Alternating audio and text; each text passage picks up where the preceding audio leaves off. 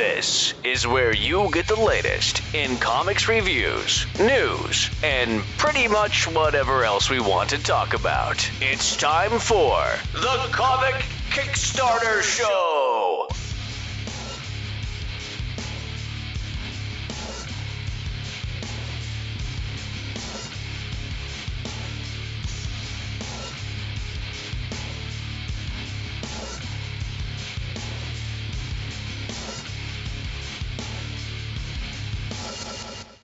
Hi everybody, this is Brad Linder coming at you from Comickickstarter.com with another episode of the Comic Kickstarter Show podcast. And tonight, I have the guys from Apogee. We are going to be talking about their Kickstarter and covering a couple of their comic books and shooting the breeze with the guys. These guys have been everywhere. If you've listened to the show before, I've mentioned, honorable mention of Marek and Nick Garber a few times, especially Nick with his artwork. His scribblings are everywhere as of late. And the dude's awesome. So, as a fan of this and participating in their Kickstarter, you know good and well that I don't promote anything, but I am, I don't publicly endorse anything, but I promote the Kickstarters as far as that goes, to that side. And that's what we're going to be touching base on. Also going to be talking some comic shop with some new stuff that, got to rack the jaw of Marvel again with a left hook. I'm telling you, the stuff they're doing over there is crazy. But, we've got a little bit of tidbit coming up on that later on the new Avengers twist to the reboot. And then we're going to get into some comic shop talk of creative stuff and see what we throw out there. So, guys, say hello. Let everybody know you're there and we can hear you, and we'll move on from there. Hey, Brad. It's Nick, president and artist at Apogee Comics. Yeah, hi. I'm Marek. I am the editor-in-chief and maybe the CEO of Apogee Comics. And me, this is Brad Linder. I'm the podcast guy that's promoting both these fellers. So we're going to move right into that. But, yeah, man, go ahead and talk about the Kickstarter you guys have coming up with Crimson Guardians and all that good stuff you got going on. Because I know you got a couple books going on, but we're focused on the Crimson Guardians right now, right? Right. That is okay. the focus Kickstarter right now. Okay, cool. Yeah. So go ahead and give us a lowdown on what it's about, man. I mean, I love this book already, and I haven't even seen all of it yet, but I've got enough to know that this is going to be awesome. Ray, you're up, buddy. What do you want me to say?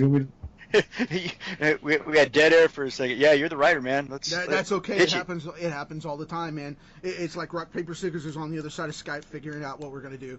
So, yeah, just don't sweat it. Ray, go ahead, man. Yeah, well, the character is the Cardinal, and we titled the book The Crimson Guardians, and because there's going to be more than one eventually, that's a spoiler. But I guess it's plural, so... I started saying hence the plural, right? Yeah. Yeah. So I guess that's okay. But, we already dropped that bomb, dang it. I'm trying to think of a way to do this. On the Kickstarter video, we talked about how Nick and I got hooked up as a team, and it was through mutual friends. And he has a large catalog of characters, and I gave him the challenge of... trying to produce a book and document everything that we did. We were doing our own little podcast when we started it, and he gave me a couple characters to choose from, and I chose the Cardinal, not because of where I'm based, which is St. Louis. We've got the St. Louis Cardinals here, the baseball team. But I like the look, even though Nick completely changed the look after we started, coming up with the story and different things that were going to happen. Well, you change it for the better. Yeah. I mean, the original look had segmented armor. It was very 2005, like the Batman. Yeah, I was in my Frank Quietly stage. Oh, so it was right when I drew that. It was the solid segment thing, like a bug kind of armor. Right. It was very early 2000 new X-Men Frank Quietly. Yeah. Styled armor. Begins tactical. Yeah, Gotcha. and the reason for the costume change was solely based on Ray's script, I think you sent me a treatment first of what you wanted to do. And yeah. Well, we bounced ideas off of each other, really, and went from there. That was where it came from, was the ideas of making him the Cardinal based on Christianity, I guess.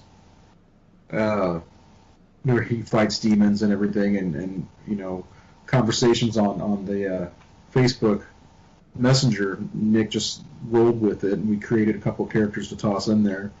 And, is it specifically, I don't want to cut you off there, but is it specifically religious based on a sect of religion like Christianity or Catholicism, or is it generally good versus evil, light versus dark, religious based in tone? Exactly. I just want to be clear. Is that where you're going with it, generalized? Exactly. Okay, so you're going Yes. more like the Force in like Star Wars, right? No, Right. kind of. Yeah. It's most of it's going to be based off of Catholicism, I guess. Okay. But we're putting our own stuff onto it. There is no hell, there is no heaven. There's the void.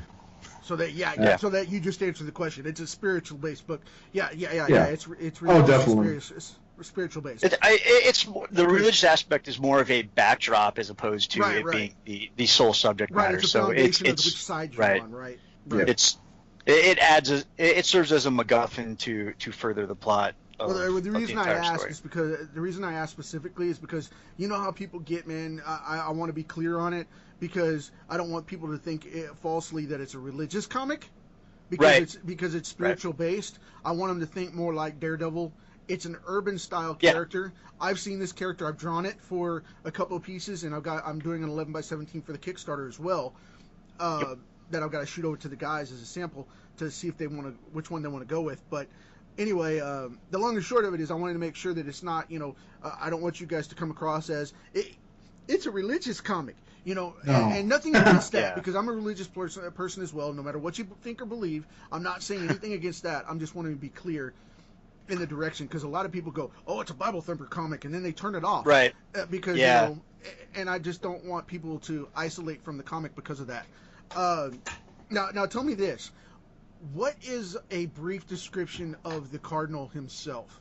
What is that character? I mean, I hit on it with the urban feel because I know the setting that you guys have it in, but I also know the villain, a little bit about the villains that Nick's drawing, and I've seen pictures of them, and I don't know great details because he won't give them up to spoil it.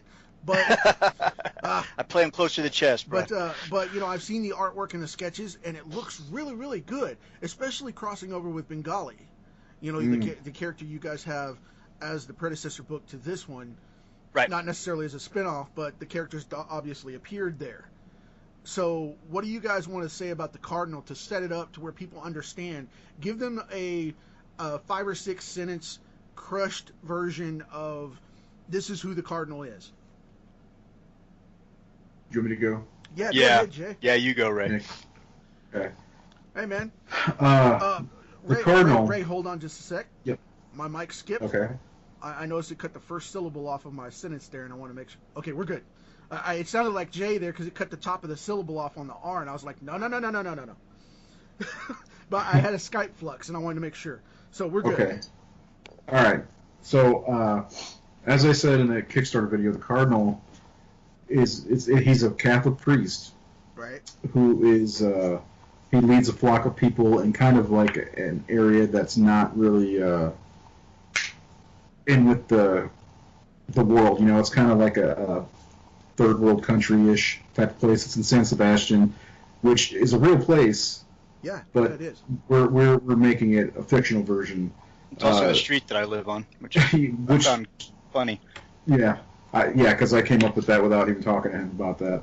Anyway, so he watches his flock get massacred by, a lynch mob. They have the potato sacks on their head, like Jason Voorhees, and Nick actually drew him in there for me too. And then he's actually killed himself. Well, not killed, because he's on the doorstep of death when death appears, and he's going to take him. And that's actually in the comic. And which archangel did we choose? It was Gabriel. Gabriel comes down Gabriel and shows up. bestows him with the powers of the Cardinal, which he has the powers of the archangels. But he doesn't have them all, and he gets, if he overuses his powers, he is depleted and he can't. It takes a long time to like recharge. I so see that crossover from Catholicism right there, from the position in the church as a cardinal. You have power in your sector, but if you overextend, basically the church comes down and spanks you. So yeah, that makes perfect sense with that character. And then you just basically armored him up and gave him the powers and abilities of tech, which makes it a beautiful character. You guys, I'm telling you, you've got a winner with it, especially with the wing set. I love the wing, the light energy forming wings. That is just a mind-blowing aspect of this thing, because it makes perfect sense. I wish they would have done that on Hawk and Dove. I was so jealous of the fact that they didn't do that. And I was just like, man, this is the way Hawk and Dove should have been done. What are you doing? But, it is what it is. So I'm an old school DC fan, like I said. But it is what it is. I love all comics as long as they're interesting and don't get stupid on me. But, right. Not to throw us off, but you guys are kicking butt way concerned where comics are concerned. Let's think as a side note of what's going on, not to get into the talk shop too far yet. I don't want to get off this topic yet. But, as an example, 2010, number 10, the first X-Men First Class, where Disneyized, what I call, quote-unquote, the Disneyized version of First Class. It went from a beautiful retelling of the original books, and guess what we ended up having? We ended up having a cartoon Disney Tugboat Willie style Banshee on the cover, standing in Ireland up on the Mount Cassidy in front of his castle, and being attacked by like 40 little gnomes in red pants. This is Banshee. So, if that's what you got to compete with, you guys are going to kill it, man, because this is like 1993 for me all over again. The comics that are coming out independently from a few select friends that are doing these books and really putting their nose to the grindstone like you and I do, Nick. I mean, 2 or 3 o'clock in the morning, we're still up. I can't see what I'm doing, but my hands got the motion. So, to fill out the panel. I'm all hopped up on coffee, and I'm at the drawing table doing my thing. You guys are nailing it, man. It's a very impressive book. And like I said, I've seen the preview. It looks really good. I got to get some more of it. And, I'm going to throw my hat in the ring already. I've done this with Ray offline. We've had a couple of discussions about it. We'll see where it goes. But I've even been wanting to get into a sideline project from what I'm doing to help you guys out and get involved with this project. And, I got to do the due diligence and show some samples and things like that, just to be fair, like everybody else, and I'm totally down with that. I'm going to get those to you at the end of the weekend so we can start discussing that further. But, it's one of those things, man. This is a vibrant book that I really like and am actually going to buy and follow, which I'll tell you how hardcore that is. I don't buy anything but trades right now. I buy collected trades. I don't buy comics. I'm the same way. I don't buy individual issues. Well, except for XO Man of War. That's the only one that I've been buying individual issues. I've got a couple things that I pick up now and again. I'll find something that just really resonates with me. But, man, there's just nothing out there right now for me. The new, I can't stay out of the comic book shop. It's like, with the religious aspect of this, plain and simple, it's safe to say, it's like walking through the gate of hell to walk in one of those places these days. Because you're going to get burned. There's nothing in there. But, and it's sad because we've got since the 1930s with DC characters, 1960s with the modern Marvel characters, and, that's 100 years of legacy, man. And it's tough to compete with. That's one of the biggest issues we've been having is we'll come up with a cool concept, cool name, and us being real sticklers and attention, and having that attention to detail, we'll go through our archives, our Marvel and DC encyclopedias, search the web, things like that, and find out like, oh crap, that name's taken, or crap, that concept's taken. So then it really forces us to become more creative. We really have to try and think outside the box and take these archetypes and kind of evolve them, which has been really cool. The challenges never stop coming, and it just same thing for me, man. I totally agree with what you guys are doing because, at my Firestorm Comics, I have a huge universe existing already, and everybody's mind blown because I won't put up the full origin yet. until this weekend when Night of the Living Dead goes online and the Phantom Rising goes online. A lot of people are like, well, why won't you put out the full origin, you know? And I'm like, well, it's 6 pages. I built this universe in 6 pages. And I've got nearly 90 titles in production over the next 10 years. And it's, you know, it's hardcore to build decent characters and titles like that stand on their own. And it's very hardcore to get development. You know, I work closely with a trademark and copyright attorney, and she does great work with me. And I test everything that I do, man. I test it tooth and nail.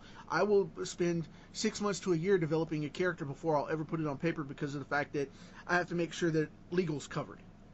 Right. But once I find that nugget, you better get out of my way because I'm going to run you over. It's mine.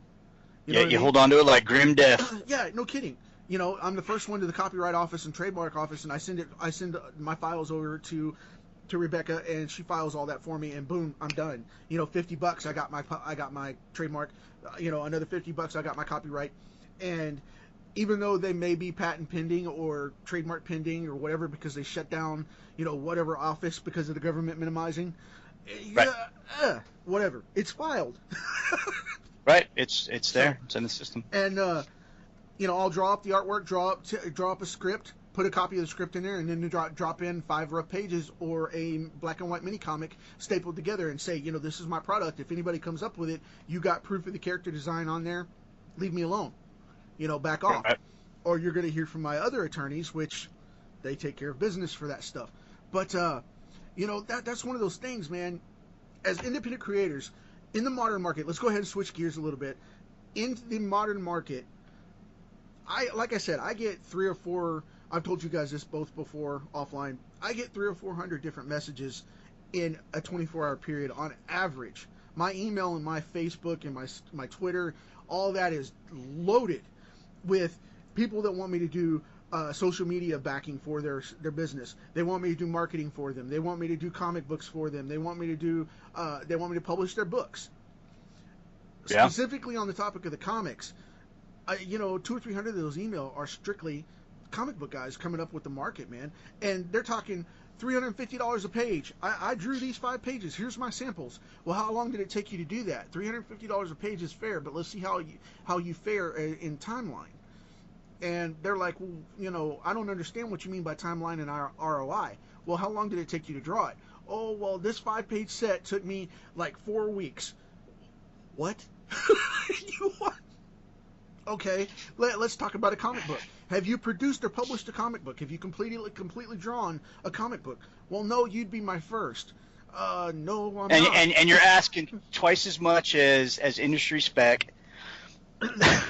Right. Yeah, because one of the rules for the podcast was not swearing, but I've had that encounter, and let's just say I broke that rule in response. I'm like, you got to be kidding me. Yeah. You got to be kidding me. I'm not. You know? Yeah, I'm not one for swearing unless I'm provoked, and that's just, yeah. Well, I mean, my thought was definitely swearing. I came across probably a little bit more professional. I'm like, okay, well, if you're asking for this, then I need to see a list of accolades. I mean, who are you working with? Who are you working for? Right. I mean, how many books got publishing? What was the first quarter sales when that book was released? You know, and I'm asking a bunch of questions that I've had to learn how to ask myself, having done this for the last 7 years. And yep. You know, and it was a steep learning curve. Well, think about it like this. You know, when you ask a guy, if you're listening to this right now and you want to get into comics, and I drag everybody in on this, you know, plain and simple. If you're wanting to get into comics, remember one rule of thumb. You're not a comic artist if you haven't completed a book. No matter whether you write, color, draw, whatever it is, unless you've completed a book, you are not an official comic artist. You are what is called an aspiring comic artist.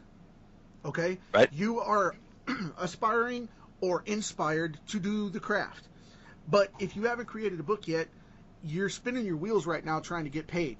Because the average comic artist right now that literally does this work day in, day out, like Nick and I do, plus whatever else we do, you know, in the trade, the fun stuff about that is, and the reality of it is, you're looking at $35 to $50 a page to start for your first 6 to 10 issues, bare minimum. Right. Bare minimum. If you haven't done 10 comic books, don't ask for $100 a page. You're not going to get it. You're not going to get it. Luckily, I've hit my 10, so that's why I can ask for what I asked for. Exactly. And, and I'm not going to ask you for numbers because that's your business. But that's the cool thing about that, I get the money I do for this stuff because of the fact that I do it so fast.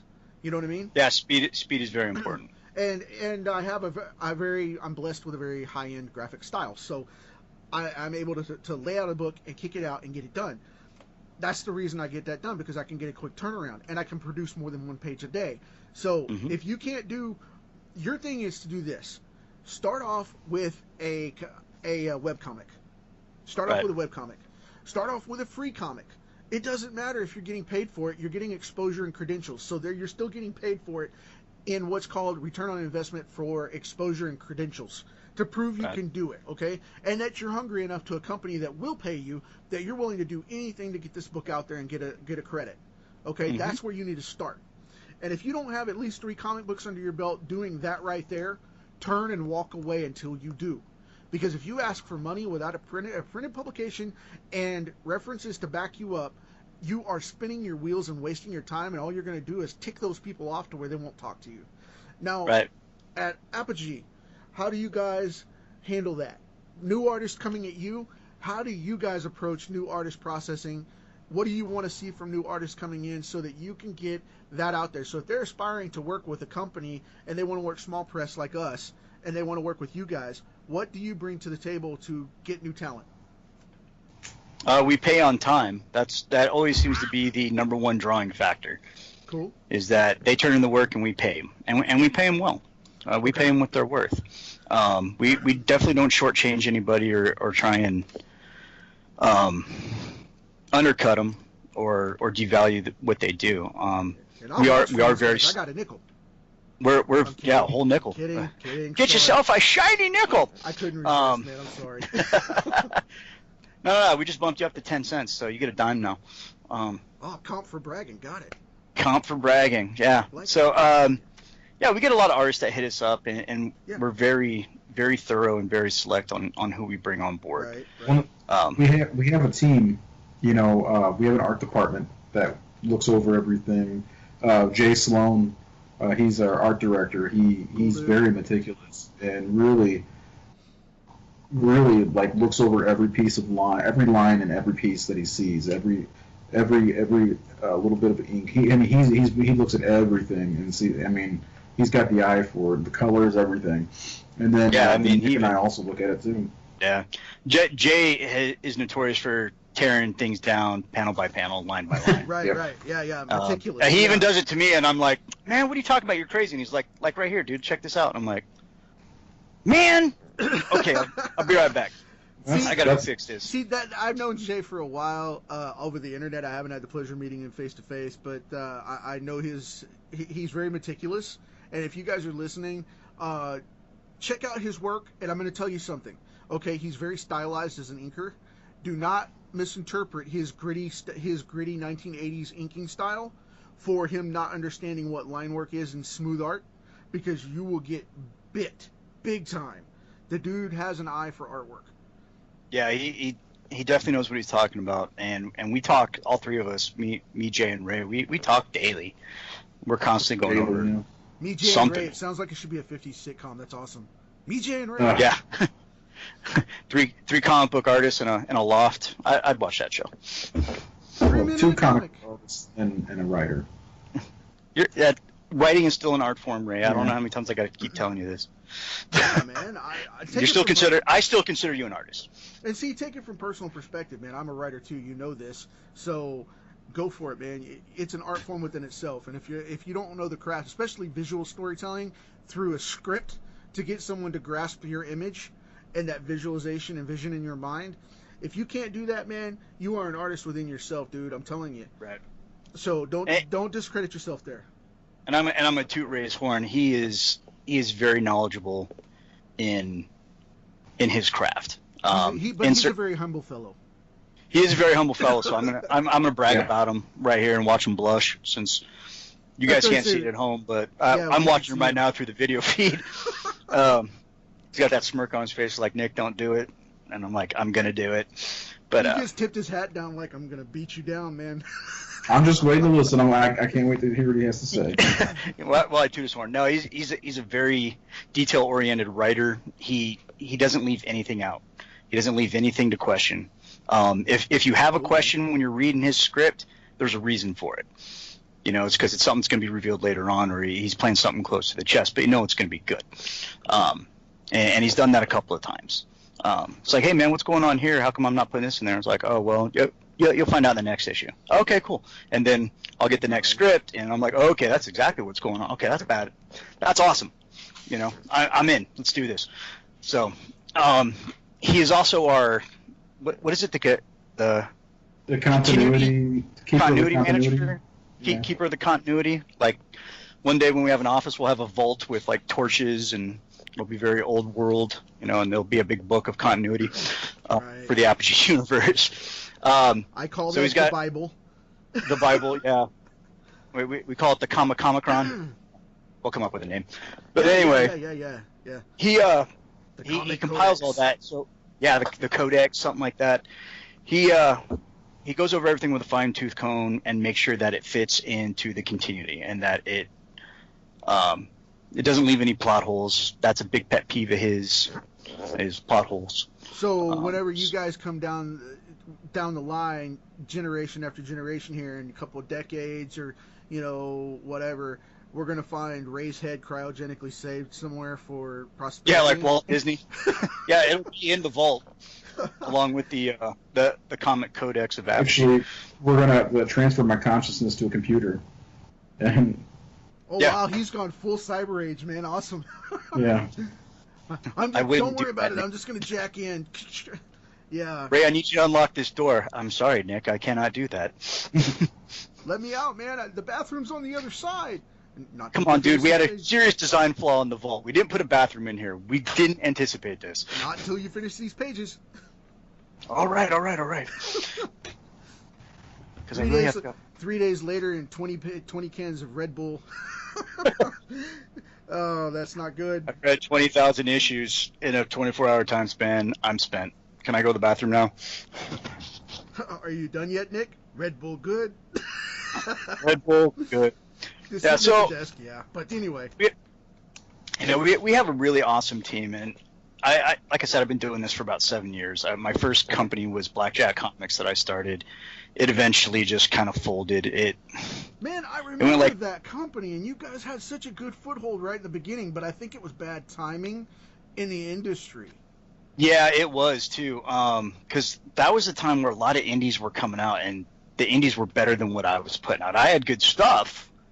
But I was just starting out, so I was treating it more like a learning phase of my life of doing sequential work. I had done pinups and drawings and sketches all my life. So that was your first real taste of the business side, then, right? Yeah, sequential work, and I got devoured. I got devoured on a couple of critiques, and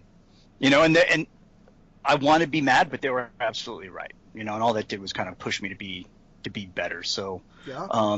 Anytime I get those type of critiques, I always take them with a grain of salt because there might be some, it just might not be their style. Who knows?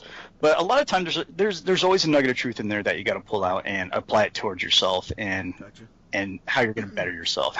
Because as an artist, if you're not striving for that next rung in the ladder, you're not striving for that, that next breakthrough in your style, then you're doing yourself a disservice. So if you ever sitting back going, you know what, I'm as good as I'm going to get, and I'm not going to get any better. Oh, so that's dead. Yeah.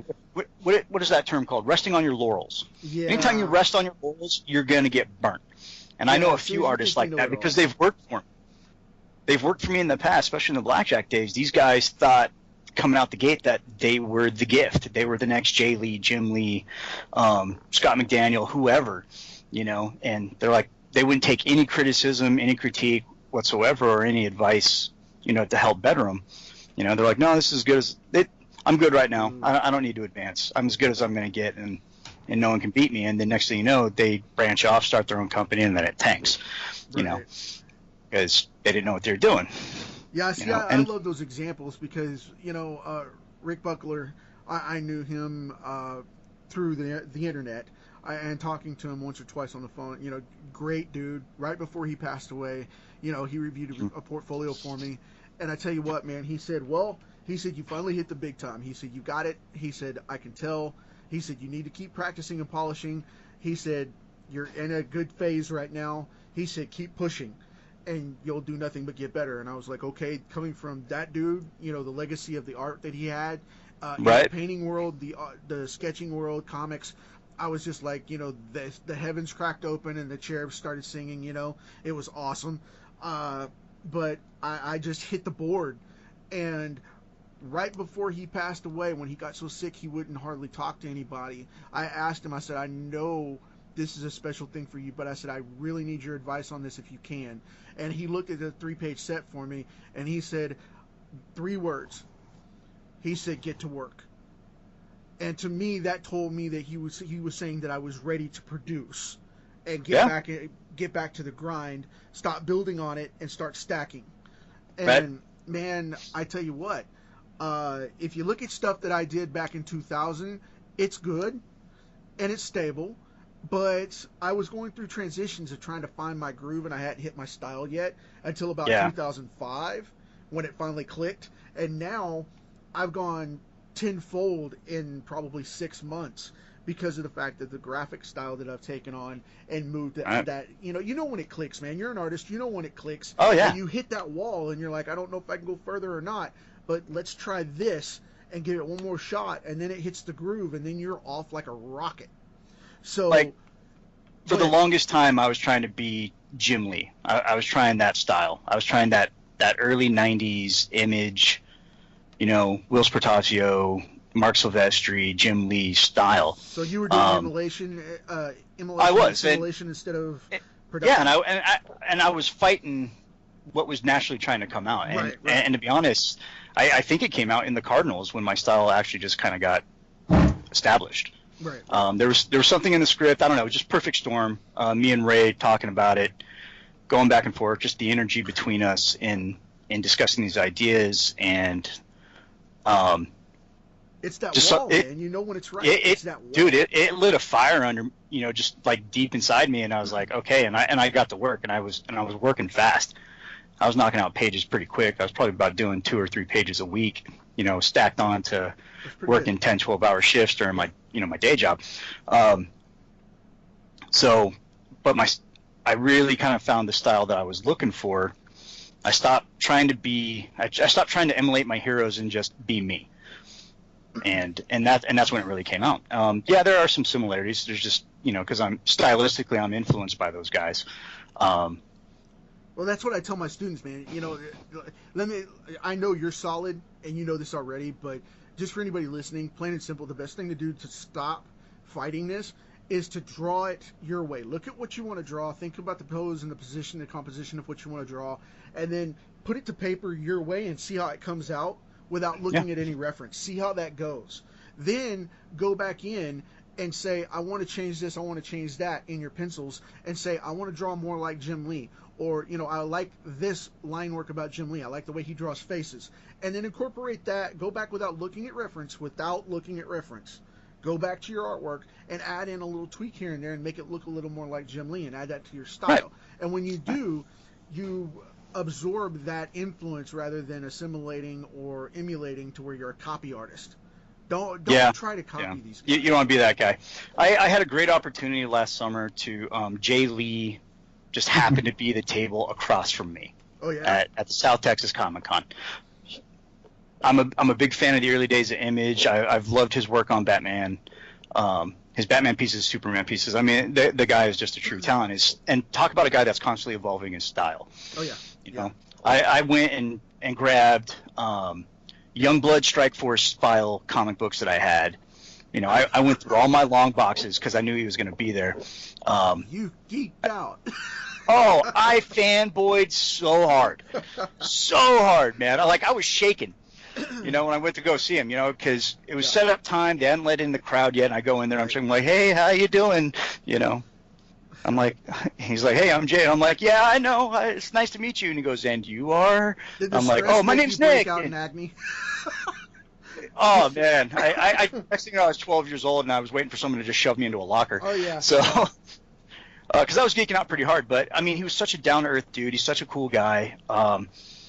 You know, and we just kind of chatted back and forth. And he goes, "Well, what do you do?" And I'm like, "Well, I'm an artist. This is my company over here, and it's my table." And he goes, "Oh, okay, cool." You know, and he goes, "Oh, well, if it slows down, I'll stop by." And you know, I just thought maybe he was giving me some lip service, but he actually, I was working on a sketch cover, and next thing you know, I'm getting a tap on the shoulder, and they're like, "Hey, look up." I'm like, "Okay," and I look up, and Jay Lee's flipping through my portfolio. I'm like, okay, so this is happening. I'm going to take a couple of pictures of this. So I had that one-on-one time, and he said, "You're on the right track. You have the same problems all of us do, including me." You know, and he gave me some tips, and I had some great one-on-one, and we exchanged contact information. And every so often, if I'm troubled with a page, I send it over to Jay, and he'll take a look at it and give me his honest assessment. So, you know, if you ever have that opportunity, one, don't be afraid to approach these guys, because most of them are just cooler than the other side of the pillow. Right. You know, and they love to talk to you, and they love to develop. Just like us, man. They Oh, want to yeah. talk shop. You know, that's what they do. But I think mainly that's just on the fan side of the house, is that we built them, we put them on such a pedestal that, you know, we put them up there with like sports stars and, you know, rock gods and things like that. So, and we all know how some of those people end up being. But I would say is in this community, the superstars are probably the coolest people you're going to meet. You know, and they're really down to earth. And I'm not saying that there's a couple out there that, yeah, for the most part, I would say probably about 80% of these guys that you encounter are going to be super down to earth, going to be super cool, and they're going to give you a buttload of free advice. You know, they're going to give you your body weight in gold in free advice, and it's up to you to listen in and apply it. So, right. Don't be afraid to approach these guys. I love it when fans or kids come up to me when I do cons. Usually when I do a con, I'll make sure. I'll ask and see if they have some sort of gathering afterwards. Some of them have like a drink and draw or some sort of like artist kind of gathering, you know, after hours. And I always try and participate in those because, one, you never know what talent's going to run through the door that nobody has picked up on yet. Yeah, well, you know, I'm going to tell the kids right now because I can hear them giggling.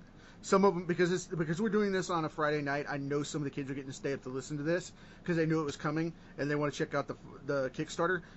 Drink and draw. You know you're not old enough. Don't be doing that.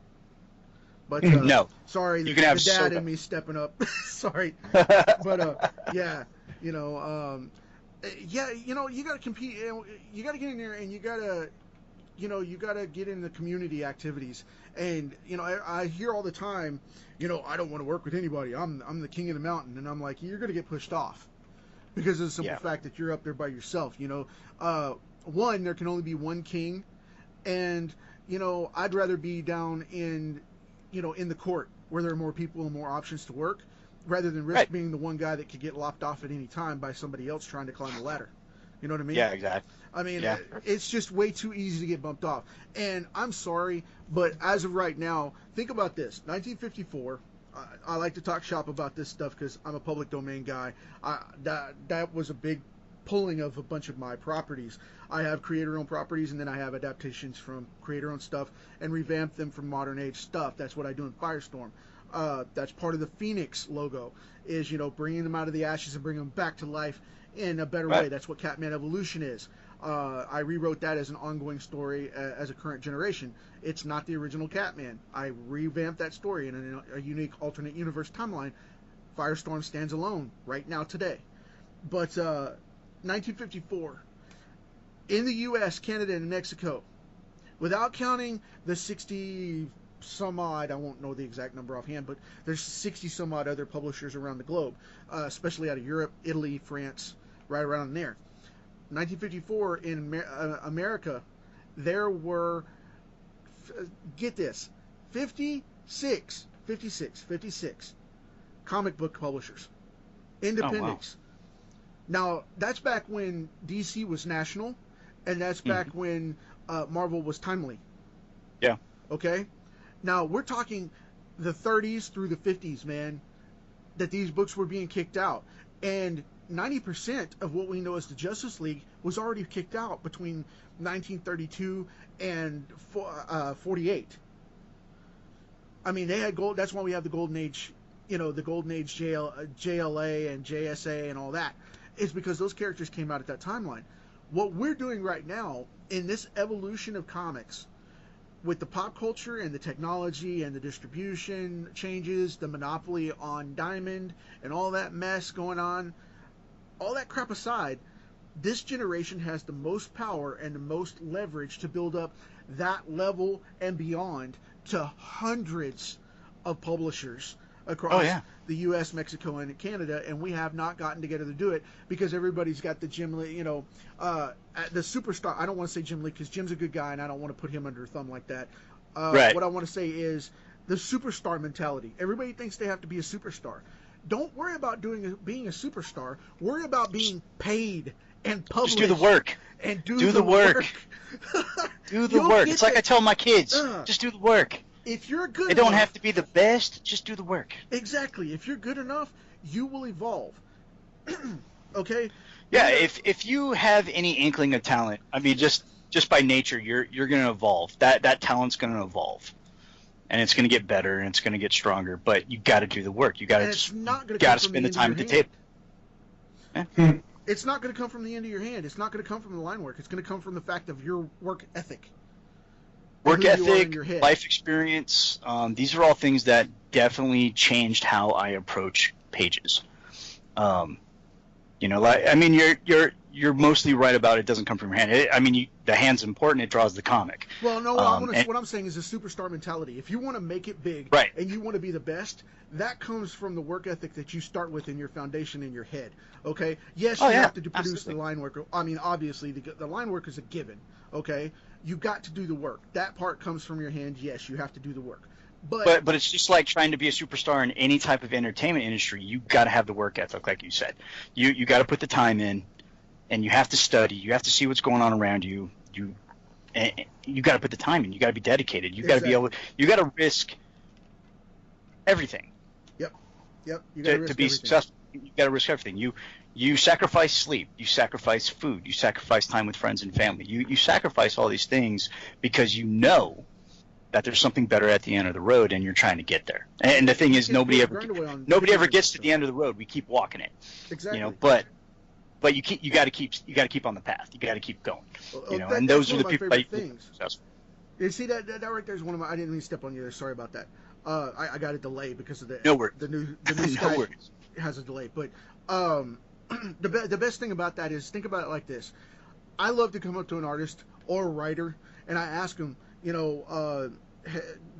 do you do? Well, I'm a writer. Well, what have you written today? Well, I haven't had time to write today. Well, then you didn't make time for it and you're not a writer because you didn't do it today. You were a writer yesterday. You were a writer. You're not a writer now. Right. And same thing with an artist. Thank God I wrote today.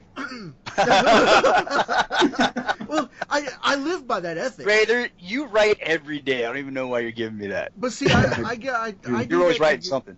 I do that to give them the moral compass because of the fact that that's the same thing I live by every day. You guys know that if I don't draw, it bugs me. That's why I do my daily, because I can guarantee I can walk in a room and tell you, I'm an artist today, dude.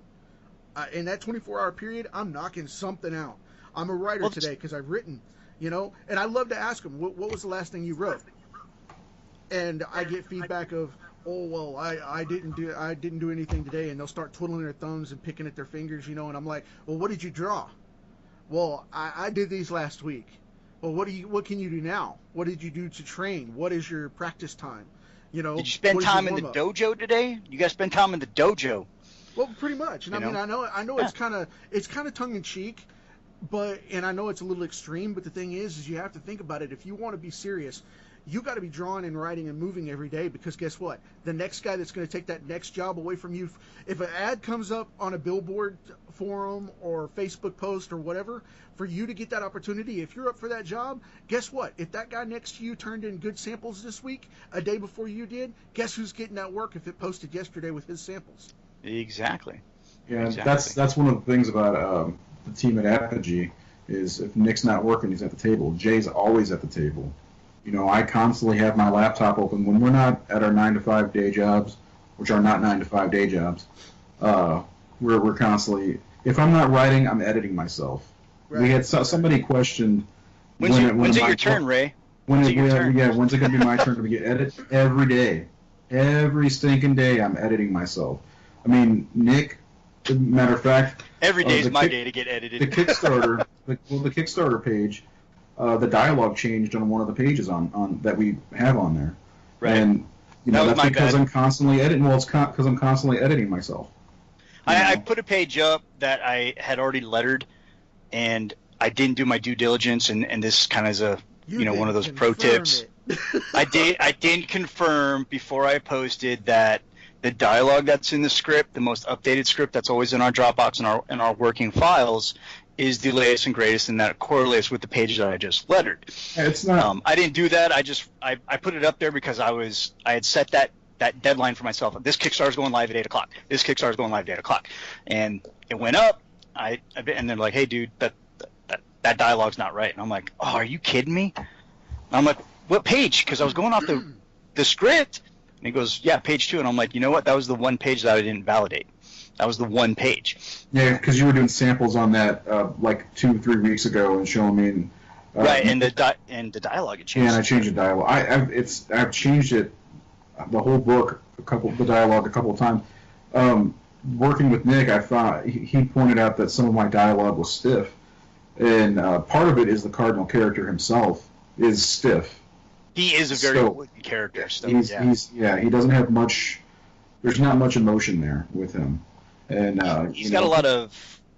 Think T-1000 from the Terminator. Yeah. Oh, so he's got a rigid dialogue then. He says what he says as the importance of what needs to be said, and that's it. Pretty much. Right. He's a man of few words, and that's one of the. And I didn't understand that at first.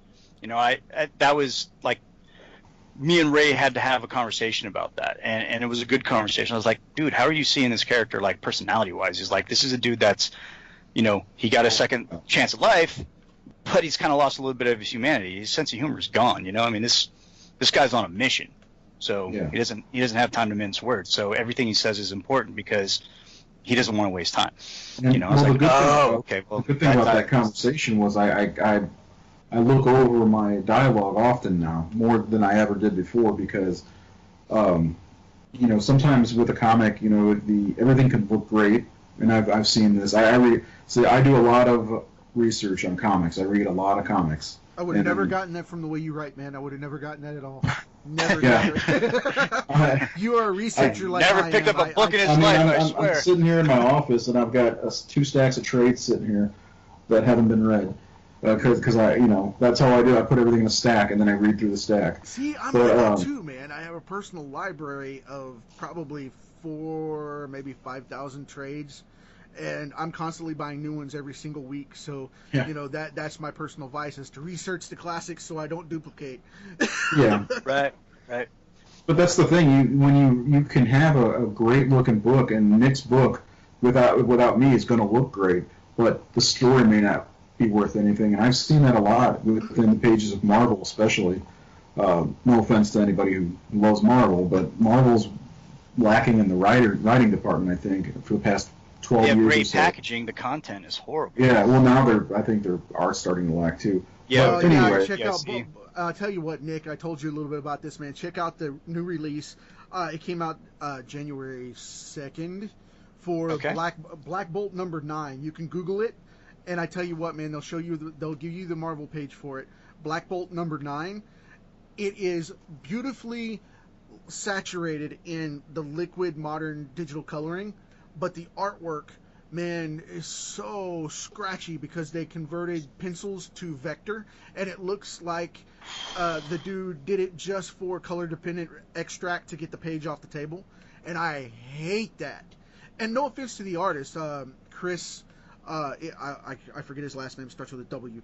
Chris something is the artist on there, and he's got normally he has a very animated style, but he's gone this sketchy, flat vector kind of web comic look now, and it's more emulating the Disney style, the cartoony stuff, and it's just like, you can't do an intense action comic that way, It's just I'm looking at it now. Wow. It's god-awful, man. That's not a good wow, ladies and gentlemen. If you ever hear Ray Marek, if you ever find yourself in an EIC meeting and he's looking over your stuff and he says, wow, it's not because he's impressed. Well, I'll tell you what. You're going to have to go back and draw some stuff. I wouldn't hire whoever did this. I mean it, man. It's god-awful. It's very it's very motion driven. It has a good flow to it, but there's absolutely no storytelling except for bullet point style. It's almost a, you know how a prose book would go, right, Nick? Right. Visually, I mean, Yeah. With Ray looking at it right now, he knows exactly what he's looking at. But it's got a prose feel to where it's like panels were drawn individually, digitally, and then pasted on the page together. It doesn't have a flow to it. It's horrible, and it's shell work. There's no detail, none. No, see, and I hate to constantly bring myself up, but anytime I approach a page, I'm planning for everybody else's job. Not because I don't trust them, but because I need to be aware where the letters are going to go. I need to leave space for that.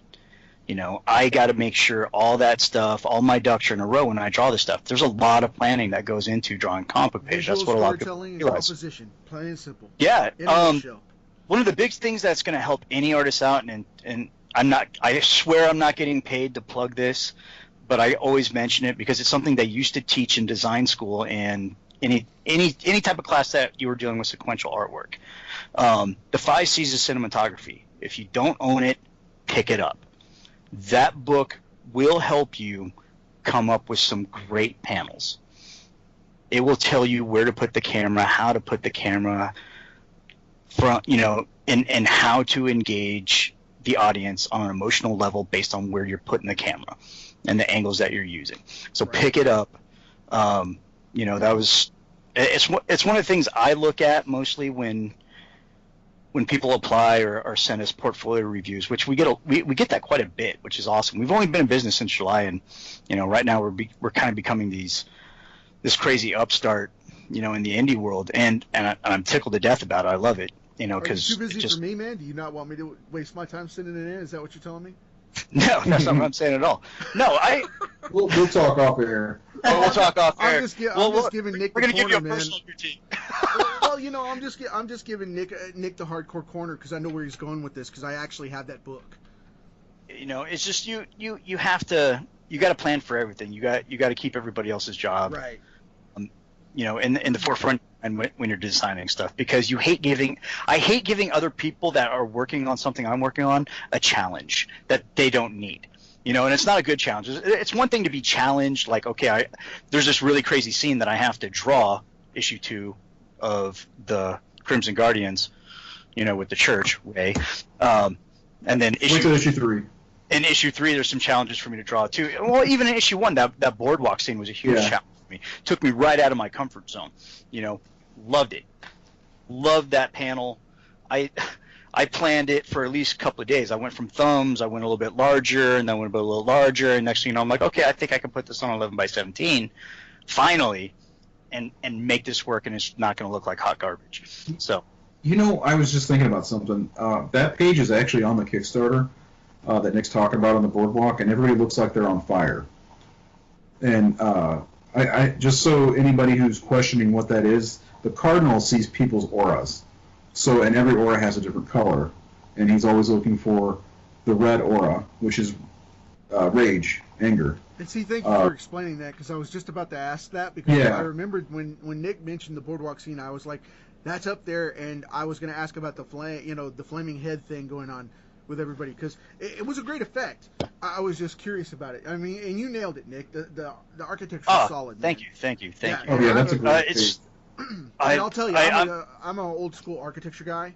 I go back to drawing classic. My thing was I was going to fall back. If I didn't get into comics, I worked in the printing industry for a long time, family-run stuff, and then on the other side of my business, the family business was farming, and I was like, no way. Did that all growing up? Nope, not going to do it. Right. But got into the printing industry where I could get out of that and get a little more money without having to kill anything. And, printing, film work, camera work, magazine production, publishing. I was into all of that for a long time, and I studied my follow-up background in hydraulic engineering and architecture. So, I work with a lot of rulers and things, and I'm one of those type of people. I go in like you do, and it's like, okay, I'm going to get some photographic reference, and then I'm going to figure out how to build this thing from the ground up on this page, just the way the Masons did it over here in reality. And you nailed it, man. I mean, it is solid work. You got a clean line with it. I appreciate that. You know, wait until you see War Drums. Ooh, yeah, that's a good. So there's a book that I wrote. It's an 8-page, like it's an introductory book for anybody who wants to get into the Apogee universe, and it stars one of Nick's characters called the Famhawk, who's telling the story of all of our heroes. Not all of them, but about 6 to 8 of them. Yeah, a good chunk of our core team. Yeah, and there's one page Nick drew that it was the panel basically is a girl walking down an alleyway, shadowy figure walking down an alleyway, and he was paying attention to every brick on the wall, what's in the background, like there's a Tony's Pizzeria or something like that in the background. I mean, Gino sandwiches. Super. I mean, the detail he put into it just blew my mind. I'm like, and he knocked it out really fast. I mean, when he went to inks, because Nick does his own inks, I mean, I was blown away. That's probably my favorite page in that whole book now. Even though every time I see a page, well, that's my favorite page in that book. But Nick and Jay both did. Jay did 3 pages and Nick did 5 of that book, and that's actually early bird special. You can get that's the only time you can get that book is if you go do the early bird special. I think it's $30. It's $35. And then in the higher tier, we offer it again. Yeah, Cool. the War Drums. It's got introduces characters like the Dragonfly, Saint, Corvin and Sparrow, who we're gonna launch a web series, web comic sometime late summer. Claymore and Broadsword, are they? No, not in that area. No. Pendragon and Regent. Yeah, and am I missing somebody? Everybody except for Bengali and I was Cardinal. going to say Bengali isn't mentioned in that at all, is he? Cause They're mentioned in the very last page. There's a really cool page of them kind of being formed out of a campfire smoke, and it resembles because it said in the script. Think of a boxing poster. Gotcha. And so that's why I went with it. And what is really cool, we put a lot. He put a lot into 8 pages, and it's hard to tell a story in 8 pages. Ray nails it. He gives you the ins and outs. He gives you the bare bones, what you need to know coming into Apogee, reading our universe, reading our comics, of who's who in the zoo, in 8 pages, and that's a real tough feat to do. So, See, man, and you it, did the same thing that I did in my 6 pages for Firestorm. You're right there on my shoes, man. Right there on my heels. You know, he did a great job, and a lot of the pages that he gave me, Ray just loves challenging the heck out of me. He's like the Yoda to my Luke, you know. He's like, lift heavier rock, you know, lift X-wing. It's your fault. It is my fault. Well, I told you that you were a good writer. You used to be down on No, it. it's not that. It's you talked about how, and this is something I love about Nick and even Jay is talking about progression in their work. And Nick is talking about how he hit another level when he started drawing with me. I was like, okay, you hit another level. Let's hit another level in the next book. How far does this elevator go up? Well, I mean, as far as I know, we haven't hit the top level yet. We just keep going. So, you know, he was talking about that Saint page. It's one of my favorite panels out of that entire book. I'm gonna look at it real I drew a lot from memory. I also pulled up a lot of photo reference. You know, I love old brownstone buildings. I love them. Right. I love that architecture. I love that style. I also love deep-rooted, urban, old, established neighborhoods. Yeah. I grew up in Modesto, California, which is a stone's throw from San Francisco. Spent a lot of time in San Francisco. Yeah. And if anybody's ever been out to the left coast, the west coast, the weird coast, whatever you want to call it, Brick streets are king. there are so many different architectural styles that come from all over. Right. You know, it is a complete hodgepodge of architectural styles. I mean, you'll have old Victorian right next to a brownstone. You know, you have all this cool stuff, and it's visually stunning. It's almost too much information for your brain to process, you know, and you miss a lot of things. You know, growing up in there, you know, there is a Gino's sandwich shop in downtown San Francisco. I moved it to Foster City, which is in the comic book. But no, wait, Foster City. No, never mind. We never established where Saint is. Oakland. Okay, yeah. Okay, so I moved Gino's sandwich shop, which is awesome sandwiches if you're ever in downtown San Francisco. I moved it from San Francisco to Oakland, and I probably wouldn't be surprised if I show up into Oakland and there's a Geno sandwich out there. So anyway, that architectural style is what I really like. And you'd have these random alleyways that would go down to another tier, go down to another level. There'd be a set of stairs, right. So when you look at that panel, it's stuff that I've encountered just growing up in that part of the country, and pro tip number 475, draw what you know. Yeah, absolutely. And if you don't know it, research it, because it's out there. Exactly. And if you don't know this little tool called Google, gotta help him bring you into the modern age just a little bit.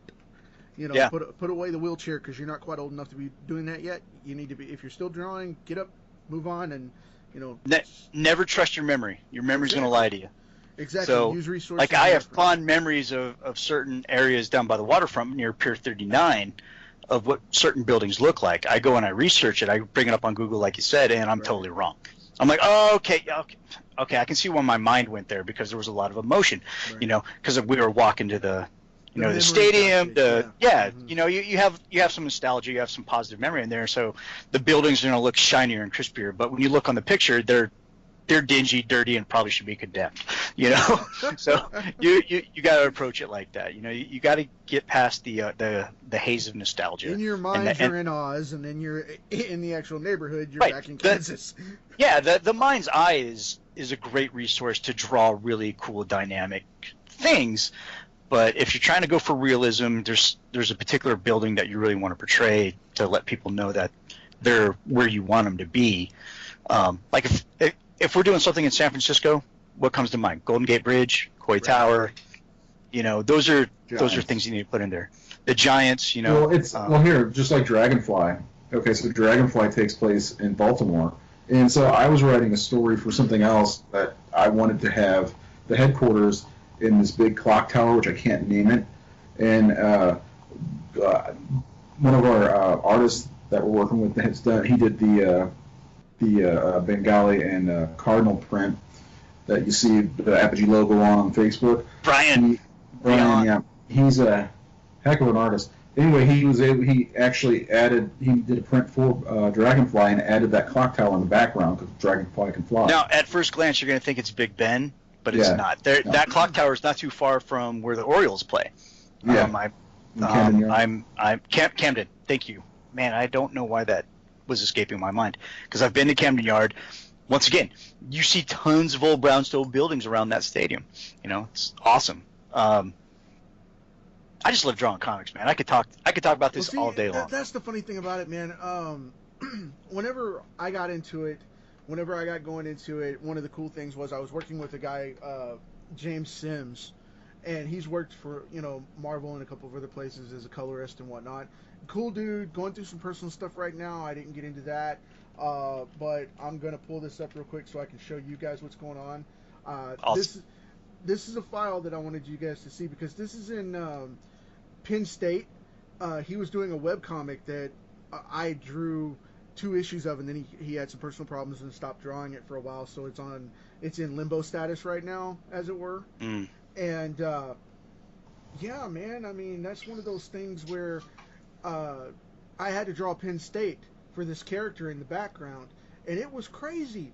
I had never drawn Penn State before, but yet I guarantee you when I went into it, it was nuts. I'm trying to find it here real quick, but one of the cool parts was whenever I got that thing going on, I put in probably 18 hours of prep work just to get into that whole thing, to prep myself up for that book, just to design that.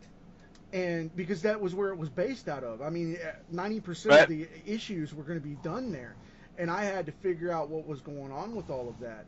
And I'm downloading it real quick to get you guys a link. But downloading. So, hey, don't pick on me, man. Don't pick on me. Don't pick on me. That's, I am very anti-bullying. I don't bully anybody. No. So is the Cardinal. So is the Cardinal. Yeah, so we're going to push the anti-bullying with the Cardinal. But yeah, this is where it's at, and I'll give, like I said, I'll give you guys a preview of it so you know what I'm talking about. Very cool. It's simple webcomic kind of thing, and man, it was a hardcore pull. Pull from your resources just in case it dies. Go off and get yourself something new that resembles that kind of architecture, and get the closest to it. Whenever you're in a pickle, say you want to go downtown where your hometown was, and the buildings, when you look on Google, you're like, oh man, it's 20 years later, they've been torn down and replaced with a Pizza Hut. You know, no plug to Pizza Hut. But anyway, just a reference. But anyway, they can make their own money. Yeah, bingo. They can clot some arteries and make some more pizzas and make some money. But you know, that sounds pretty good right now. Yeah, I'm a fan too, but not going there. But anyway, yeah. Be sure and use Google as a tool to go in and look for the type of architecture that you're looking for. Think about close your eyes, think about the structure, open your eyes with a notepad, make the notes of the building that you're looking for, and then put in Google references of things that will represent that kind of architecture, so you can go model it if you get stuck and you can't get actual photo reference. It'll save you 10 times over. Luckily, the building was there for me. I don't know if you guys can see that or not. I put a Dropbox link in there on the chat. If you push the little chat right up in the top corner, you'll be able to see that. Oh, crap. But just don't end the call. Yeah, that's what I'm worried about doing. But yeah, we go. You know, that's a good tip. Use reference. But moving on, we've got about 10 minutes left. I just wanted to touch base with you guys on some stuff. I know we didn't touch on the Disney and Marvel and DC thing. We'll leave that alone. Even though they do have some new news coming out with the Voyager character, they're resetting the timeline. I'll touch that real quick. They've added a new character back to the original #1 Avengers. So Avengers #1 through 8 is being rewritten with this character in until Vision comes in issue 8 and changes everything. So you guys can check that out on your own through CBR.com. That's where they've got it. CBR.com has the story on it. And Newsarama has a copy of it as well, I think, from the press release from Marvel. Cool. So you guys can check it out. But give me something real quick. Ray, take it from the writer's perspective. Nick, take it from what's left of the artist's perspective we didn't chew on. And insight to creators coming at you wanting to do a comic right now. Well, what do you suggest? I mean, if they're production ready, if their writing's good, professional enough to get in the door, if they're production ready, what do they need to do next to build up their portfolios and their stuff from your perspectives? I would say on the artist side of the house, make sure you have a variety of different things that you've drawn. I mean, everybody likes to hit you with like a sizzle reel of really cool sequential pages and action shots, but I need to see static, boring people, crowds just kind of milling around. You know, I need to be sure that you guys can draw everything. And I say that because it's something that I constantly harp on myself, because I always want to try and make every panel dynamic, and you can make a crowd standing still look interesting, and you should. You should. You know, and you know, one of the things I look for is attention to detail. You know, like if the characters that are inside the book or the page that you're showing to me are super detailed, but your background's weak, it's something I'm probably going to comment on. I'm going to critique that, you know, because your backgrounds don't need to be overpowering, but they should be just as interesting as the characters that you're presenting in the book. Because everything should be there to tell a story, because you're trying to set a location, you're trying to set a theme, you're trying to set an emotion. So these are things that I look for on the art side of the house of anybody that gives me a portfolio. And it's not like I'm some super pro superstar, but I do know art. I have a degree in it. I love teaching it. I love inspiring future artists. So like even if you come to me and it's not very good, I'm going to give you tips to how I think you're going to get better. So you know, just because you're drawing a guy in a telephone booth doesn't mean you need to shortchange the telephone booth. Make it just as interesting as the guy that's in it. Put the coin slot on the thing, man. Yeah, show some detail in there. You know, don't be afraid to do that. And you can, a telephone booth is going to be hard to find in today's modern age, but, you know, like a mailbox, a light post. We call them Apple stores now. They're called Apple stores now, or Best Buy. You know, so on the artist side of the house, not only show me the really cool stuff, the cool action sequences, and the dynamic art of how the hero is kicking the villain's butt, but you need to show me some, storytelling type stuff. I mean, I should be able to look at these pages without word balloons and without a script and somewhat kind of figure out what's going on, even the boring stuff, which you got to have. I mean, as Ray's probably going to tell you here pretty soon, it can't be action all the time. You got to give the audience a break. You got to let them sit back and breathe a little bit. That's why, storytelling 101, you have 3 acts. You have the intro, the build up, the climax, and the conclusion. And the rail that those 3 points are set on is what? A roller coaster track, ups and downs. A roller coaster track, exactly, ups and downs. Like if you draw me a panel that has a fireplace with a shotgun over it on page 1, by page 22, that shotgun better be used. You know what I'm saying? So that's just storytelling 101. I'm telling my scripts, man. Sam, come on, man. They put that in every storytelling textbook ever. Oh, come on, man. I mean, I'm doing Night of the Living Dead as we're talking here, and Sam's got the shotgun in his hand, the Winchester that he takes off of the freaking mantle of the house, of the farmhouse. I mean, that just makes sense, though. I mean, it's there. You might as well see if you use it. And I haven't seen a page of this. No. I'm working on this one right now. I'm sure Brad's going to hook me up later on and just blow up my Facebook Messenger with, "Hey man, check out this page," and I'm just gonna be like, "Oh man, that's really cool, dude." Awesome. I saw a page of it. Of course you did, because you are more connected than I am. I'm constantly at the desk. Just Ray with a whip is just slaying them. No. With his challenges that make me better. Damn you, Ray! Darn you, straight to heck. But anyway. That's one of the things I look for as an artist. I am a unofficial member of the creative art editorial team, and those are some of the things that we look for. And if we had Jay on here, man, I wish we had Jay on here. Jay would be able to. He needs a new computer really bad. Yeah, we need to get him a new computer. I'm not saying Kickstarter money's going towards Jay's new computer, but it might go towards Jay's new computer. He's got some wiggle room. He can get one. You got to understand Jay too, though, because the dude is so busy with everything that he's wired into right now. He's probably what burned it up. Yeah. Well, what's great about Jay, and which is also not really great about Jay, is that when he's so focused on getting the panel done that he will go off the grid, you know, like to the point where we want to send cops to his house to make sure he's still breathing. He didn't draw him something. When he was finishing the TG book. Oh yeah, He disappeared for almost 2 weeks. Yeah, it was a long time, and I messaged him like, "Are you okay? Dude, are you alive? Are you alive?" Wow, that's crazy. Yeah. Man. I'm like, maybe I should try it in Spanish. Well, we'll try it in Spanish. Yeah. He's a Necesita ayudar, Let's do your side real quick, Ray. What do you say for writers, man? If they come to you with scripts and they're ready to do it, they got the chops, they've done the work, they're ready for it, or they've been ripped on you as an editor and, been riddled full of holes and come back healed up and brought you a decent script, what's your next step with them, man? What do you suggest for anybody wanting to build up a portfolio? Well, first of all, if you're going to write, do a lot of research on comics in general. Reading how to write comics helps, different books like that. There probably is a Comics for Idiots book somewhere out there, I'm sure.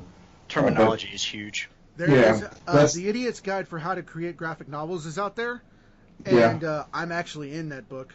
Are you? Yeah, my print-on-demand company was in it. And I got honorable mention for a potential editor as well. So. Okay, so Brad, if we ever link up, you got to sign it because I have a copy. I don't have. Yeah.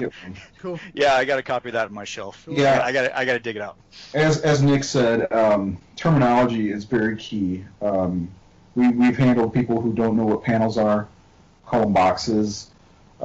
They send 2 separate scripts. One has description, one has dialogue. That's a no-no because you should be able to put it all together because, even the artist needs to see the dialogue, I think. Right. No, as the artist, I absolutely need to know what's being said. Because before you let anybody see a script, I would let some people read it also, because I mean, anybody that like all my friends read all my stuff before I moved forward with it, just to see if it sounded good or looked good. I mean, my comic book friends, not my regular friends, because they're two separate groups. But yeah, keep them separate. Yeah, well, they keep one's harsher than the other. He's a classic case. He's got regular friends, and then he's got the geekdom. I see how you are, man. No, yeah, that was all high school stuff. Man, if I ever introduced those two groups, I don't know. I'm just gonna sit in the corner with a. It'd be like that scene. It'd be like that scene in what is it? The British security thing. The comic book that was made, where their heads all explode and to make the fireworks. The what is it? The Secret Service guys. Yeah. Oh, the Kingsman. The Kingsman. There you go. Yeah. And I don't know why I had that DVD on the shelf. I could have spun around and looked at it like an idiot. But you understand where we're going with it. You remember the fireworks scene where their heads all explode? And if you haven't seen it, spoilers, shame on you for not watching it because it's comicdom. But as far as you're going, sorry man, I didn't mean to sidestep. I could just see all those people just doing that. Yeah. So one of my biggest pet peeves is writing the same comic either in a different book or the next issue, like arranging it the same way. Like there should be, and Nick can even say this, we look for, especially with independents, I think you need to have a little bit more action, a little bit more things going on rather than having some conversations that go on for 6 to 10 pages. Yeah. That's something that you'll lose readers. I got bored reading a script once. Talking head scripts bite. Yeah, and I mean you should have something cool every 2 to 3 pages. Yeah, like exactly. And when you're an independent company and you're only going to push out a book to 3 books a year, you want to grab the reader, not bore them to death. And I mean, so whenever I read a script, I want to make sure that I'm intrigued, and I want to be able to see it in my head. If you're just writing 2 guys fighting in a panel, that's not going to do much for me. You got to be descriptive. John Ostrander, who created Suicide Squad, and he did a lot of work on Star Wars for Dark Horse back in the Dark Horse days of Star Wars, which was far superior to Marvel days. But anyway, in conversations with him and John Jackson Miller, they also told me to pay attention to the background, what's going on in the background. Not just the landscape or the buildings, but the people in the background doing something. Just make it.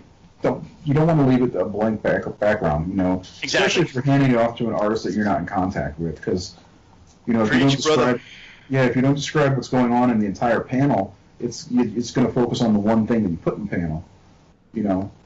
So I look for a lot of things, but those are the only things that come to mind right now. I just edited a script the other day, and it read like another script, and I was like, we have to fix this, because I'm not going to say anybody's names, but it just read exactly like one of his other scripts, and I wasn't very happy about it. So. Well, that's the thing too. That's not what you told me when you read it, man. I'm kidding. It's all Brad. Kidding. I don't want to bring your name into it, but. Kidding. But anyway, yeah, man, that's awesome. And as a writer, for me, being a visual storyteller from an artist-writer's perspective, I have the combo, so I can go in and look at it and say, I like to plant Easter eggs when I write. For one thing, I write as a mystery writer. Everything is a mystery for me, because I don't like.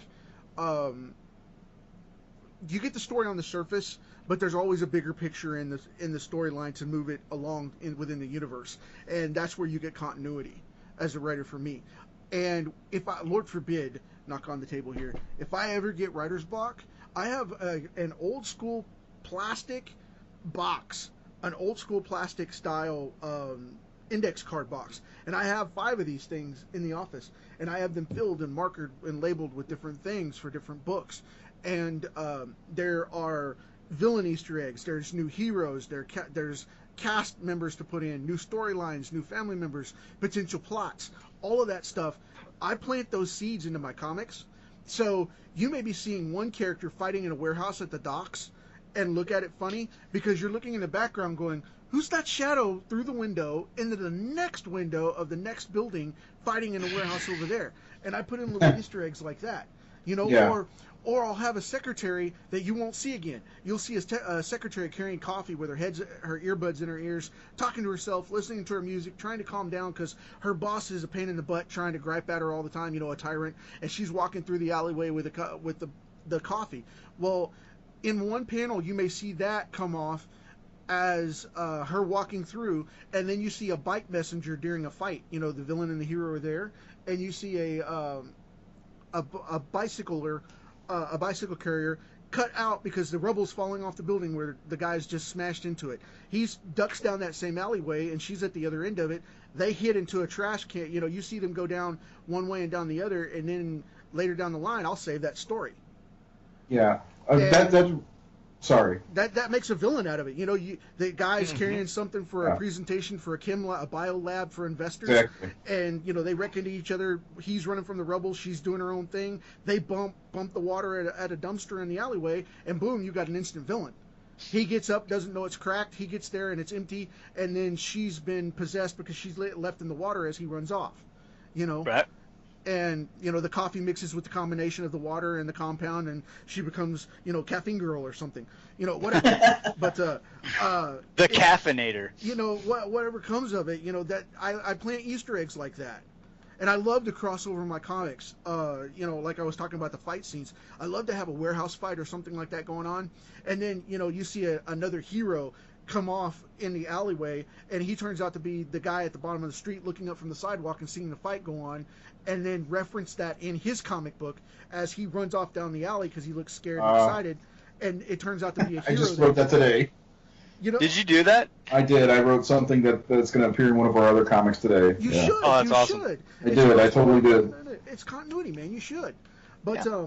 that's my 2 cents. Add that stuff. I was going to say that gives people who read the comics, who read anything, are like, oh my gosh, that happened in this other comic. That exact thing. This is when this takes place, because it all falls within the continuity of what what we're doing with Apogee and what I'm doing. And that's one thing I was going to say about when you're writing. Don't leave anything to secret, because, like, to the artist, Right. like you can keep it a secret, but like I read a script where a guy was keeping everything a secret, and he was like, "You're not telling us anything." Yeah, it's... You know, it's you can't keep everything a secret from the people who are editing it and the people who are going to draw it. Right. You know, like if there's a shadowed figure, who it is, you probably should say who it is so they can, you know, see the silhouette of who the character is. So the silhouette looks right? Yeah. Yeah. Other than, you know, just a blank silhouette or a shape like Michael Myers. Because that's boring. Yeah. That's just boring. And the last tip that I'm going to give, and then we're going to jump off here because we're going to say our close, and then we're going to get out of here. Because I kept you guys a little bit longer than I wanted to, but this is such an interesting chat. I want to help, man. I want to help, and I don't mind hanging over. And we could talk comics all day. Yeah, I'm gonna have you guys come back on and hang out with me on a regular basis so that we can. Oh, absolutely. You know, do this because I always ask everybody to come back and talk shop and hang out. But you know, as the artistic side of this, let me give you a tip, plain and simple. Nick touched on this a bit, but I'm gonna hit it hardcore. Do your background characters as average people, 1. 2, make everybody in the comic book panel move. They're living, breathing people that are supposed to be represented there. Make them move. Make them have coffee. Make them have a cigar. Make them be, you know, I don't care if they're scratching their chest, you know, whatever. Make them move. Make the poses change, and don't make everybody look like they're standing in line in school. You know what I mean? Don't make them look like they're coming in from recess up against the wall in school and everybody's, you know, arms down to the side and feet together. I hate that. Make the guy, you know, make a guy 10 pounds overweight. Make a guy have a punch belly if he's drinking. You know, make a guy come out of a bar leaning up against the place looking like he's going to die. You know, that kind of thing. I mean, like the boardwalk scene. I got people participating in carnival games. Right. Absolutely. You know, I've got fat people. Even though I'm drawing them all on fire, you know, still you can tell that there's a variety of people there. Right. You know, there's male, there's female, there's heavy set, thin, normal set. It's just not like you said earlier. Not everybody needs to look like a superhero in your background because society just doesn't operate that way. We don't look that way. And in your environmental objectives as well, go in and make everything a character. I don't care if it's a board, like these zombies over the windows that I've got on this page sitting in front of me that I showed you guys an overlay of on my post if you saw it. Right. I did these borders with the windows boarded up, and the lumber is nailed up across the windows, and you see everybody peeking through the holes and stuff. Make all of those people animated. Not just people, but make the wood animated. You know what I mean? Mm-hmm. Make it look like it was organic and alive and real at one point, and make it have texture, and don't make it straight across. Right. Make it a little bit. Make it old. Give it discrepancies and deficiencies. Yeah, exactly. And if you can make, if you're going to draw a tree, make the trees move just a little bit. Draw them just a little bit different, like they're catching a breeze between them, kind of thing. And that's the thing you want to do. Also, don't leave open grounds. Never leave open grounds, ever. I don't care if you have to go in and put hash marks across there for a false shadow, or scratches, or wear and tear, or bumps, or rocks, or cracks, or whatever. Never, ever leave an open floor. Ever. Yep. Because they're always standing on some kind of texture. I don't care. As long as gravity holds on this planet, we will be standing on some form of textured flooring. And this is where Nick's pro tip number 942 comes into play. Paper towels and ink make awesome textures that can be used for a wide variety of things. Don't be afraid to try that. Oh, yeah. I used to screen mat with those a lot. Paper towels will give you, if you need a texture for an interior, mainly an interior type of thing. I use it mainly for streets, concrete, and brick is usually where I'll use it. I have used it in some cosmic scenes for space just because of some of the really cool, like if I smear it just the right way, it gives it this really cool look, and then I go in there with a whiteout pen and knock out some whites on there, and it just has a really cool effect to it. Awesome. But there's so many things that you can use to add texture, and like you were saying, never leave a blank space. The universe, does not like a vacuum, and that's pretty much what you're causing there. Right. Who cares if a word balloon is going to go over it? Who cares if a caption is going to go over it? I'm not saying you have to spend hours on creating this texture, but you need to put something there. Just in case, because you don't know where the letter is going to put that stuff. You never know where they're going to put those balloons and if they're going to fit or not. Because you may think about it in the page and you say, wow, this is going to do this, but it may run over or it may run short. It may be smaller than that. You never know what you're going to get from the letterer because they're a part of your team and they're creative too, and they're going to know where to put this stuff as well. You have a general idea. The script might actually have a character with some lengthy dialogue, and that's going to get broken up into multiple word balloons. So you got to plan for that. That's a letterer tip there for you. I got one more question for you guys. Now, sure. How much longer does the Kickstarter have, and what is the information? I'll put this up on the podcast for you guys because I'm going to let you know that after my Stan Lee episode that I did when he came out with the con announcement, that's episode 1. You guys are officially episode 2 because this Kickstarter is so close. Okay. Awesome. And you're going to come out early this week, like Monday, Tuesday. I'll officially set it up as soon as the site's up and ready for loaded. I just want you guys to know. Give me some. I'll put this in the Facebook group as well as in the Kickstarter timeline and the podcast show. So let me know what can they do to contact you guys. Where do you want them to reach you at for the Kickstarter, as well as to get in contact with you about the comics? Okay, for Kickstarter and for just general comic knowledge or comic reach out, you can find us on Facebook, Apogee Comics. You can find us on Instagram and Twitter, both at Apogee Comics. You want to spell that real quick? Apogee. Okay, didn't know it was a comics, right? Yeah, we've heard it butchered quite a bit. Like telemarketers will call it, "Can I talk to the president of Apogee Comics?" I'm like, no, it's Apogee. It's Apogee. It's Apogee Comics. But we've heard some stuff. But anyway, that's how you contact us there. If you ever want to shoot us an email, apogeeindies@gmail.com. For the Kickstarter, just go to Kickstarter and in the search engine type in The Crimson Guardians. You'll find us there. And it might actually send you to the Bengali stuff too because it's all linked. But that Kickstarter has obviously been funded, and now we're in order fulfillment, which is awesome. That's where the money for this one goes. Really, it's gonna go to fulfill Bengali. The next one will go to fulfill this one. I'm kidding. I'm kidding. I'm kidding. Well, I mean, everything kind of funds everything. I mean, even if it's not the monetary stuff that's funding it, it's at least the personal interest. Like, Right. where we're at in this Kickstarter, which has been phenomenal. I mean, we're at 70-something% funded, and we just finished day 2. That's awesome. That's awesome. You Well, I know. want this to go up quick. And Ray, man, it- you're killing it with it ends with February the- 17th. Oh, I appreciate. Yeah, he's doing a awesome job. I'm certified in 20 plus languages, like I discussed with him. You know, literally web-based programming languages. You know, from HTML all the way up.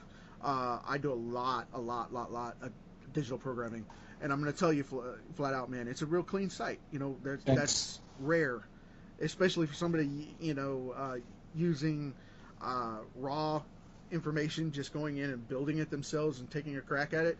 You kicked it out of the park, man. It's pretty cool. Thanks. I've had a little bit of practice with my the Horror Syndicate.